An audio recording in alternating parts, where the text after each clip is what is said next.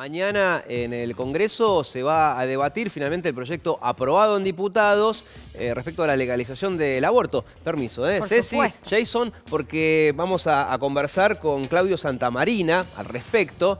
Hola Claudio, gracias por estar acá. Muy buen día, ¿cómo Un estás? placer. ¿Cómo estás? Nos parecía interesante su testimonio teniendo en cuenta que es médico, lógicamente. Además es el rector de la Fundación Instituto Superior Ciencias de la Salud. Y al mismo tiempo está en contra de este proyecto. Nos llamó la atención su testimonio porque muchos profesionales de la salud, en general, si uno hace un relevamiento a grandes rasgos, da que están a favor del proyecto. Por eso nos interesa también conocer su opinión. Antes, les quiero mostrar lo que apareció en el diario New York Times en el día de hoy. Ustedes saben, un diario conocido mundialmente. Y fíjense lo que fue la contratapa. Ahí la ven ustedes. La imagen es impactante. Dice adiós, está esa percha, que bueno, se sabe que muchas veces en los casos de abortos clandestinos se utiliza casi como instrumental, ¿no? Es casi absurdo decirlo, pero es lo que pasa. Es un aviso pago, ojo, por Amnesty Internacional, haciendo referencia a lo que va a pasar mañana en el debate en el Senado.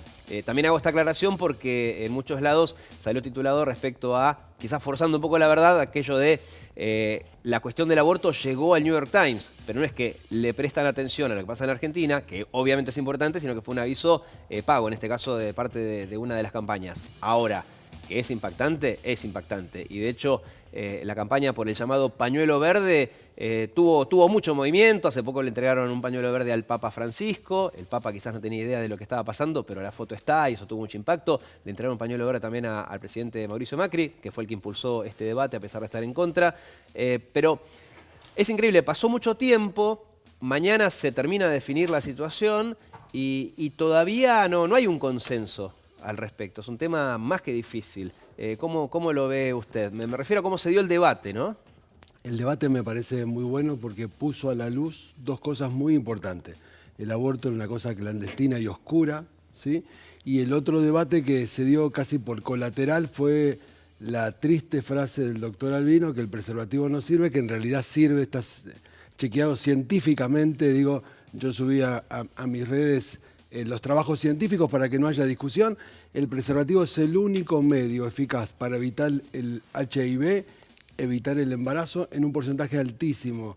El HIV entre un 80 y 85% y el embarazo no deseado entre un 90 y un 95% si está bien usado. O sea, que debatamos estos temas que estaban ocultos en Argentina es muy bueno. Estoy en contra de lo que vos me preguntabas hace un ratito, ¿por qué del aborto? Porque me parece que en esta discusión faltan dos cosas muy importantes. Una, en esta discusión faltamos los hombres. Cada vez que una mujer se embaraza hay un hombre. Por lo tanto, la responsabilidad es compartida 50 y 50. ¿50-50? Porque Sí. es compartida, no hay duda. Sí, Hacen sí. falta dos Claro. con el embarazo. Y Pero 50-50. 50 y 50. Son dos personas. La responsabilidad es de los dos, sin duda. Y el hombre tiene que decidir qué hacer o qué no hacer. De hecho, si el hombre no se cuida, digo, yo tengo una relación sexual a cualquiera de nosotros, digo, soy responsable de lo que hago. Y el otro tema que no está en discusión, que me parece que por eso me opongo, digamos, nadie quiere que se mueran mujeres en aborto, digo, eso está claro. Sí, eso creo igual que quedó bastante claro. Digo, Sí. eso está muy claro. Lo que digo es, la vida empieza en el momento que se une el óvulo y el espermatozoide, nos guste o no. Y doy dos cosas, yo había traído unas maquetas para mostrar, digo, doy dos cosas que todo el mundo va a entender. Hace una semana se cumplió 40 años que nació el primer bebé de probeta. La señora Brown en Manchester no podía quedar embarazada, era pobre, compra un billete, se gana la lotería, gana 800 libras, hace 40 años, con eso paga un tratamiento, se saca un óvulo, toman espermatozoides, lo ponen en una probeta en el laboratorio, se lo implantan en el útero y cumplió su hija 40 años. Sí. Digo, Ojo, eso tampoco está en discusión, digamos, que la vida, o mejor dicho, el muchos ser humano... hasta biólogos discutieron en el Senado que la vida no empezaba en la concepción. Bueno, digo. es que ahí quería, a eso quería llegar. Porque primero quiero limitar la parte en la que todavía hay un debate. En lo que hay consenso, digamos, es que óvulo, espermatozoide, 9 meses después, ser humano. En ese sentido, nadie está en desacuerdo. Pero sí escuché en estos días la diferencia que hacen algunos respecto a vida y vida humana. Esa es la diferencia que muchos hacen, por eso es que marcan este lapso a las 15 semanas de embarazo, ¿no? ¿Cómo lo ve usted? Eso para mí es un eufemismo. Digo, yo te puedo decir, suprimo, aborto legalizado.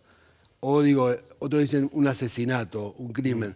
Si yo paro la vida que empezó, la estoy interrumpiendo. Lo podemos llamar de mil maneras. Lo cierto es que, digo, si mi mamá me hubiese abortado, mi papá, yo no estaría acá. Eso es claro, digo, lo entendemos. Digo, si yo paro la vida a la semana 1, a la 10, a la 12, a la 15, a la 24, o viene alguien y nos mata a nosotros, ¿cómo se llama la supresión de la vida? Muerte. Sí.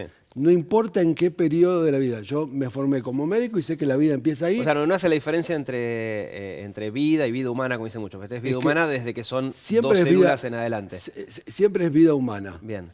La otra duda que tienen muchos respecto a la campaña a favor es esto que usted acaba de decir, ¿no? De la responsabilidad 50-50. Esa es la parte que está en discusión, porque que el hombre también está involucrado. Insisto, esa parte tampoco está en duda. Pero el 50-50 me llama la atención, porque muchas veces el hombre capaz que no está ni enterado que la mujer está embarazada para empezar a hablar. Sí, pero el hombre tiene que saber. Yo cuando el óvulo y el espermatozoide se puede unir en una probeta, en una pareja que se ama y dice vamos a tener un hijo, o en un hombre que viola a una mujer. Sí o sí, la naturaleza está obligada. Cuando uno el óvulo y el espermatozoide empieza la vida. Yo si tengo sexo me tengo que hacer cargo que puedo. No solo embarazar, una cosa que tampoco está en la discusión, y me extraña que el ministro no lo haya dicho, Rubinstein, digo, aumentaron las enfermedades de transmisión sexual por el no uso del preservativo. Digo, hay más sífilis, hay más sida, sí, hay más blenorragia. Entonces digo, ¿tener sexo es bueno? Buenísimo. A todos nos gusta, a la gran mayoría. Tengo que hacerlo con responsabilidad. Ahora, yo sigo con los argumentos que hemos escuchado en este tiempo, ¿no? Sí, porque me interesa su contraparte, sobre todo porque es médico.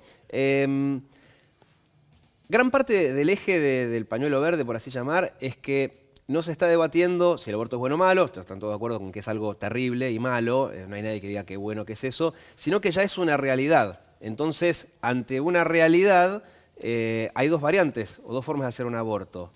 Como recién veíamos, con esa imagen terrible que es una percha, o en un instituto donde puede ser una cirugía un poco más compleja, o hacerlo de manera segura en un hospital. ¿Cómo ve usted ese debate? Porque que no pase más, esa es imposible.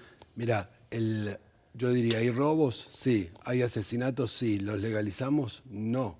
La bala hay que pararla antes que sea disparada, después es tarde. Pero es que va a seguir pasando, ¿no? Bueno, ¿qué soluciones tengo para eso? La educación. Yo digo, yo tengo 60 años, empecé la sexualidad en una época pre-SIDA, ¿sí? Y digo, ¿por qué no me enfermé de SIDA? Porque tuve la suerte que cada vez que tenía relaciones sexuales usaba preservativo. Como estudiante, como médico, he visto autopsias, digo, ¿qué diferencia hay que yo me estén haciendo la autopsia, ¿sí? Y yo esté... ¿Es casualidad? ¿Es ruleta rusa? No. ¿Qué me salvó? La educación. Bueno, y ahí hay otra cosa en la que tampoco hay discusión. Es decir, que la educación sexual es buena, están todos de acuerdo, todos los pañuelos de todos los colores. O que se debe fomentar la anticoncepción en todo caso, los sistemas de anticoncepción, preservativos gratis, que hay una ley que dice que eso se debería cumplir y que no siempre se cumple. Es decir, en eso tampoco hay discusión.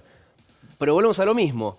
Nadie está en desacuerdo en reducir la cantidad de embarazos no deseados. Y para eso está bueno todo lo que usted dice. No hay desacuerdo en eso. La cuestión es que reducirlo a 0 no va a pasar. Va a seguir habiendo abortos. Lo cierto es que la ley de educación sexual no se cumple. Solo hay educación sexual entre el 10 y el 20% de las escuelas. Y en eso están todos de acuerdo. No se está cumpliendo la ley de educación sexual. Nosotros en nuestra escuela repartimos preservativos que nos da el ministerio. En muchos lugares no.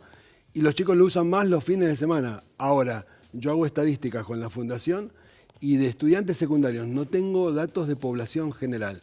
De cada 10 adolescentes secundarios que tienen sexo, solo usan preservativo 3, el 30%.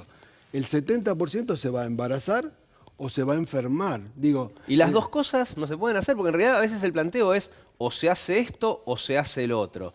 Insisto, ¿no? El tema de la educación sexual no está en discusión. No. Eso hay que hacerlo sí o sí. Mirá, para que los 10 usen preservativo, de los 10.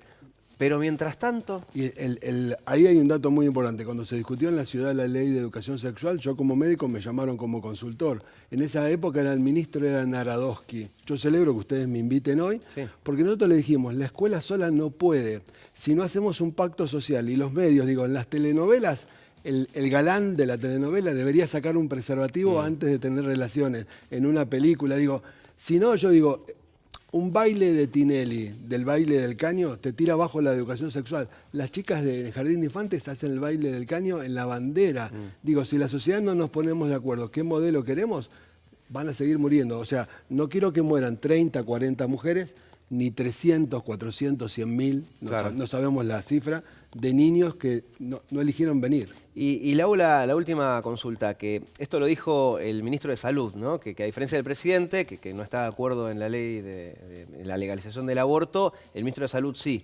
Él dijo que las estadísticas demuestran que en los países en donde tienen leyes como la que se quiere aprobar mañana en el Senado, se redujo la mortalidad de las madres. Dice que es un hecho estadístico. Eso es un hecho estadístico, es real eso, ese dato que dio. También es real que otros países que no legalizan el aborto bajan porque mejoran las condiciones socioeconómicas y educativas de las mujeres. Hay dos maneras.